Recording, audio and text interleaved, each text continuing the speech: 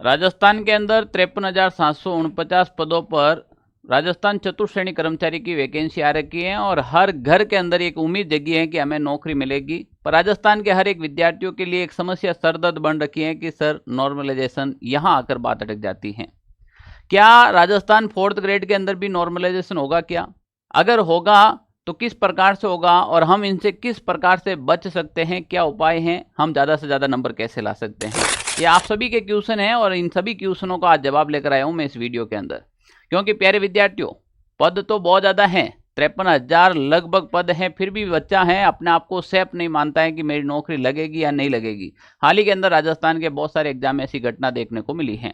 तो प्यारे विद्यार्थियों, ये मात्र 5-7 मिनट का वीडियो है और नॉर्मलाइजेशन की हम प्रक्रिया को समझने का प्रयास करते हैं। जहां तक मुझे ज्ञान है, जहां तक मुझे अनुभव है, मैं आपको बताने का प्रयास करता हूं। अगर आप भी राजस्थान के अंदर 4th ग्रेड की तैयारी कर रहे हैं, कुछ ऐसी चीज़ें यहाँ पर बताई जाती हैं। ये छोटी छोटी चीज़ें आपके एग्जाम में 4 से 5 नंबर बढ़ा देते हैं। जैसे आज जो चीज़ें मैं बताऊँ, अगर उसको आप फॉलो करेंगे, निश्चित रूप से आपके कोई भी शिफ्ट में आए आपके नंबर बढ़ेंगे, ये बात मान के चलो। अरे विद्यार्थियों, यहाँ पर आप टेलीग्राम ग्रुप को ज्वाइन कर लीजिएगा। ये हमारा एप्लीकेशन है, इसको डाउनलोड कीजिएगा, क्योंकि यहाँ पर आपको मिलेंगे बिल्कुल फ्री के अंदर मॉडल पेपर। तो मॉडल पेपर बहुत ही जल्द आपको यहाँ पर अपलोड कर दिए जाएंगे, तो आप जल्दी से इसको ज्वाइन कर लीजिएगा। प्यारे विद्यार्थियों, सबसे पहले मैं बात करूं तो राजस्थान कर्मचारी चयन बोर्ड यानी कि राजस्थान के इतिहास में सबसे पहली बार इतनी बड़ी भर्ती देखने को मिली, वो भी राजस्थान 4th ग्रेड। इससे पहले ये भर्ती अनुकंपा पर ली जाती थी या फिर नेता जो लोग होते हैं अपने रिश्तेदारों को लगा देते थे। सरकार ने अगर पारदर्शिता की है भर्ती के अंदर, तो हम भी ये चाहते हैं कि पूरी करें। हम बात कर रहे हैं यहाँ पर 53,749 पदों पर एक बहुत ही शानदार वैकेंसी आ रही है राजस्थान की। पर इसकी अगर एग्जाम डेट को लेकर हम बात करें तो बहुत चिंता का विषय हो जाता है। कैसे हो जाता है प्यारे विद्यार्थियों? यहाँ पर अपन बात करें कि इसकी जो एग्जाम डेट दे रखी है वो 19 से 21 सितंबर, यानी कि मान के चलो लगातार 3 दिन इसके एग्जाम चलेंगे। 19 से 21 सितंबर है, यानी कि 3 दिनों तक इनके एग्जाम चलेंगे। अब 3 दिनों तक चलेंगे तो इसके या तो अगर 2 शिफ्ट में एग्जाम हो तो कम से कम 6 शिफ्ट में एग्जाम हो सकते हैं। अगर एक दिन में 3 एग्जाम करवाए तो सरकार 9 शिफ्ट में भी एग्जाम करवा सकती है, क्योंकि मान के चला 25 लाख फॉर्म आए हैं। और दूसरी बात यह है कि सरकार ने एक और चीज निकाली थी कि अगर कोई भी विद्यार्थी एग्जाम फॉर्म भरने के बाद, यानी कि जो फॉर्म भरने के बाद अगर वो एब्सेंट रहता है तो आगामी आने वाले एग्जाम में उसको इंक्लूड नहीं किया जाएगा या उसके ऊपर कुछ न कुछ दंड दिया जाएगा पैसे के रूप में। तो इसका मतलब है कि जो इसमें 24 लाख समथिंग कुछ, यानी कि एवरेज 25 लाख जो फॉर्म आए, इसमें उपस्थिति आप 90% तो रहने वाली है ही है। तो इसमें उपस्थिति ज़्यादा रहेगी तो कहीं न कहीं शिफ्टों की संख्या और बढ़ जाएगी और सारे विद्यार्थी अलग अलग शिफ्ट के अंदर एग्जाम देंगे। अब यह है कि सबकी शिफ्ट का स्तर अलग अलग रहने वाला है, सबका पेपर अलग अलग आने वाला है। हो सके जो मुझे क्वेश्चन आ रहा था वो मेरी शिफ्ट में नहीं आया और जो मुझे नहीं आ रहा था वही मेरी शिफ्ट में आया। ये सबसे बड़ी समस्या है। आओ पहले नॉर्मलाइजेशन को समझ लेते हैं और उसके बाद ये जानेंगे कि इसको कैसे बचा जा सके। आपको पहले नॉर्मलाइजेशन समझना बहुत जरूरी है।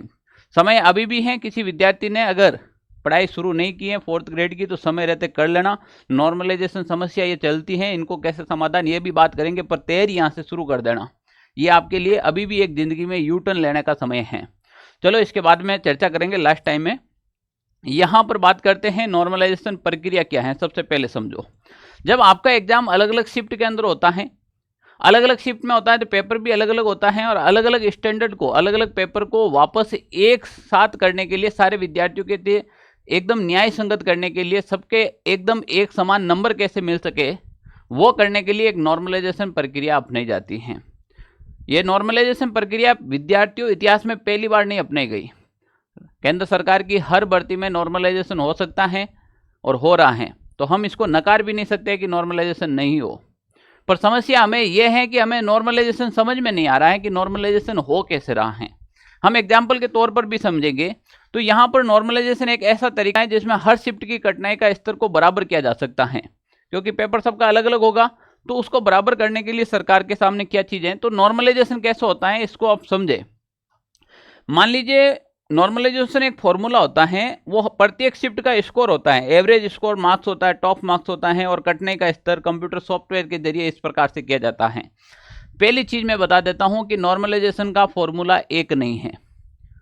नॉर्मलाइजेशन के फॉर्मूले बहुत तरह के हैं। अब वो उस एग्जाम के ऊपर डिपेंड करता है, उस बोर्ड के ऊपर डिपेंड करता है कि वो कौन सा फॉर्मूला यूज ले रहा है। प्यारे विद्यार्थियों, नॉर्मलाइजेशन का फॉर्मूला, जैसे मान लीजिए मैं एक फॉर्मूला लेकर आया हूं नॉर्मलाइजेशन का, न तो आज तक मुझे इतिहास में समझ में आया है, न कोई टीचर को आया है, न ही कोई स्टूडेंट को नॉर्मलाइजेशन का फॉर्मूला समझ में आया है। और मुझे नहीं लगता है कि आपको इतनी गहराई में समझने की जरूरत है। अगर कोई विद्यार्थी दिन रात मेहनत करके नॉर्मलाइजेशन का फॉर्मूला समझ ले, इससे बेटर है कि वो पूरी मैथमेटिक्स मिला सकता है। तो क्यों नहीं हम मैथमेटिक्स मिलाए, तो फायदे में रहेंगे। अब हम इस नॉर्मलाइजेशन फॉर्मूले को समझे और सरकार ने कोई दूसरा फॉर्मूला लगा लिया, तो फिर अपन क्या करोगे? प्यारे विद्यार्थियों, यहां पर बात यह है कि नॉर्मलाइजेशन होगा सर, और होना तय है। यह भी बात सही है कि 4th ग्रेड वैकेंसी में नॉर्मलाइजेशन होना तय है, पर हम क्या काम करें जिससे बचा जा सकता है? तो जब हम एग्जाम हॉल के अंदर बैठे रहते हैं, जब हम एग्जाम हॉल में रहते हैं, तो क्या आप अपनी कठिनाइयों का स्तर पता लगा सकते हो कि पेपर किस लेवल का आया है? आप ये देख सकते हो कि आपके एग्जाम हॉल में उपस्थिति कितनी है। बहुत सारी चीजें आपके सामने खड़ी होती हैं। अब वहां पर पेपर दे या इन क्वेश्चनों के ऊपर हम ध्यान दें। जिनका पेपर कठिन आता है उन्हें सबसे ज्यादा फायदा होता है। एक नॉर्मलाइजेशन के फॉर्मूले में ये चीज बताई गई है।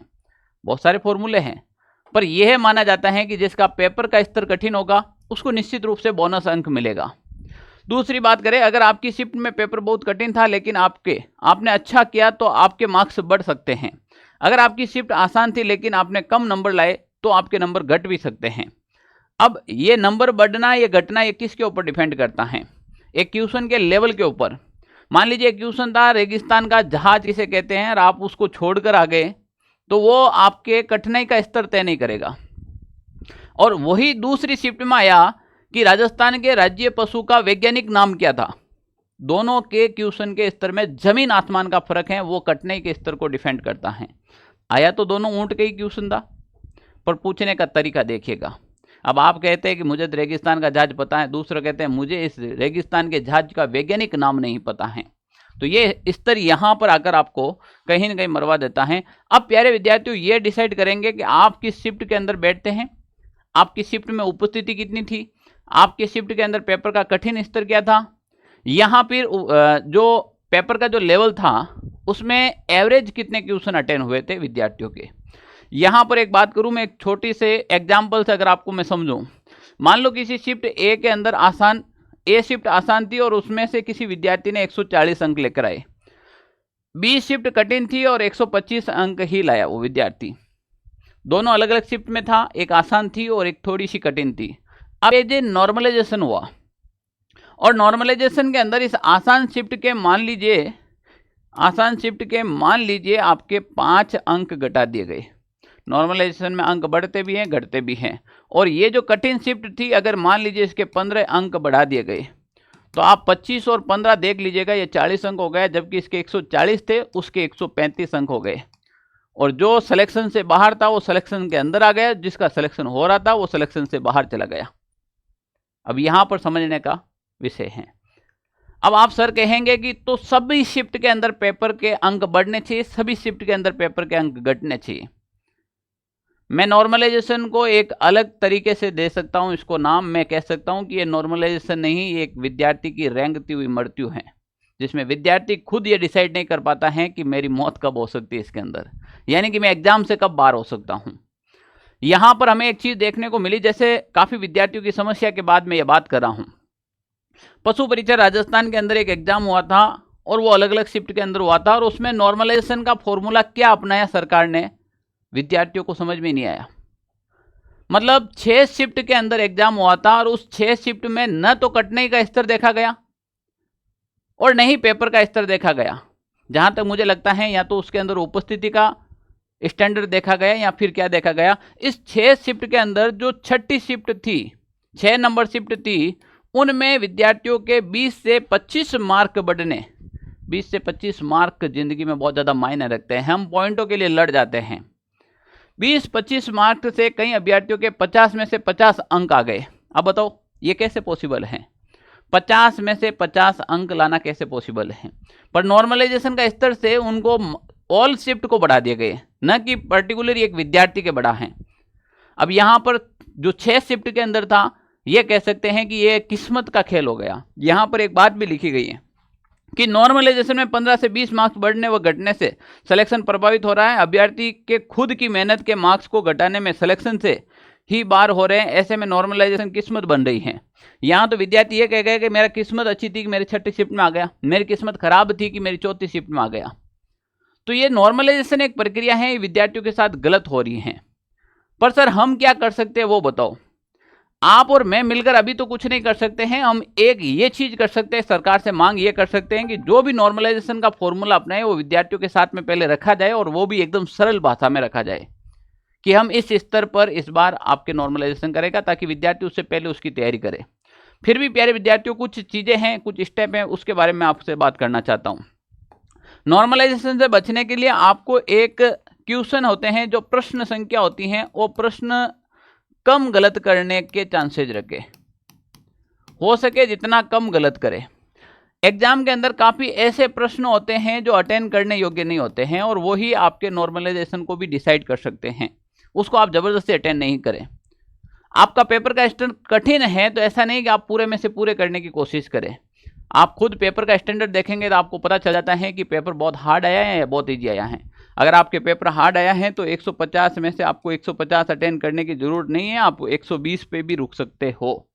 ये बात सत्य है। अगर आपका पेपर इजी है तो आप इस 150 में से 135 तक भी जा सकते हो। अब ये जो 15 अंकों का जो गैप है, ये आपके मार्क्स के ऊपर डिपेंड करेगा। आपको एग्जाम के अंदर आगे बढ़ने के लिए या फिर बाहर निकलने का रास्ता यही दिखा सकता है। और ये समझदारी आप कब ला सकते हैं, जब आप ज़्यादा से ज़्यादा मॉडल पेपर देते हो, आप ज़्यादा से ज़्यादा प्रैक्टिस करते हो। और जब प्रैक्टिस करते हो तो आप में निखार आता है, आपको पता चल जाता है ये क्वेश्चन करने योग्य हैं या फिर छोड़ने योग्य हैं। तो प्यारे विद्यार्थियों, घबराने की आवश्यकता ही नहीं है। डरने से तो कुछ नहीं हो सकता है। सरकार के सामने हम क्या चीज़ रख सकते हैं? एक, नॉर्मलाइजेशन प्रक्रिया सही है या गलत है, आप मुझे कमेंट करके जरूर बताइए। दूसरा, ये कमेंट जरूर कीजिएगा कि वास्तव में नॉर्मलाइजेशन प्रक्रिया हटानी है तो कैसे हटाई जाए, ताकि कोई ऐसा सुझाव आए तो हम सरकार को दे। आपका कमेंट इस वीडियो पर बहुत मायना रखेगा। मैं अभी ये भी बात बता देता हूँ, क्योंकि ये वीडियो बहुत ज़्यादा आगे जाने वाला है, क्योंकि ये विद्यार्थियों की ताकत है। आप ज़्यादा से ज़्यादा शेयर करेंगे तो आम विद्यार्थी तक ये पहुँचे कि वास्तव में नॉर्मलाइजेशन एक प्रक्रिया विद्यार्थियों के साथ कितनी खराब हो रही है। अब प्यारे विद्यार्थियों, आपके हैं सितंबर में एग्जाम है। काफ़ी विद्यार्थी अभी भी सोच रहे हैं कि सर मैंने तो इस कारण ही तैयारी नहीं की, पशु परीक्षण में नॉर्मलाइजेशन हो गया था, या फिर मैं कहीं बिजी हो गया था, या फिर समय कम था। भाई समय कम नहीं है। अभी पूरा जुलाई पड़ा है, पूरा अगस्त पड़ा है और सितंबर पड़ा है। मान के चलो आज भी आपके पास 80 से 90 दिन पड़े हैं और आप अच्छे से तैयारी कर सकते हैं।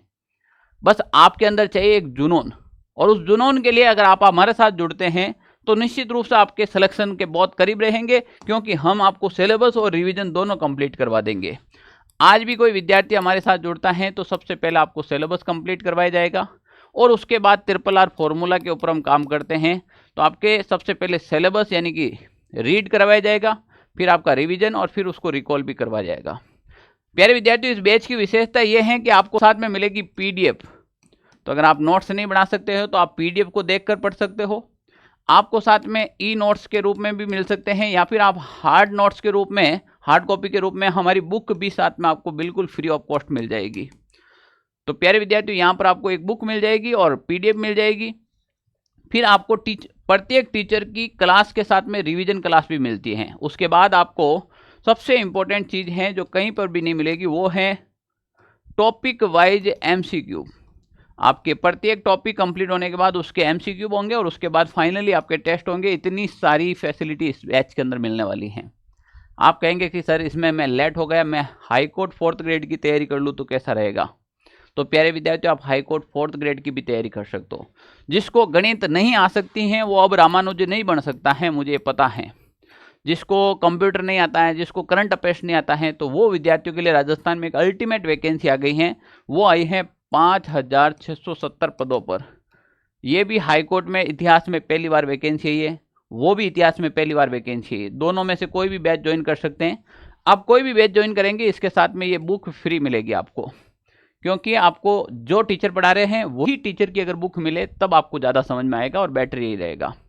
अगर आपको कोई भी समस्या आती है तो हमारे ऑफिस के नंबर है 92 16 77 71 62 नंबर पे आप संपर्क कर सकते हैं।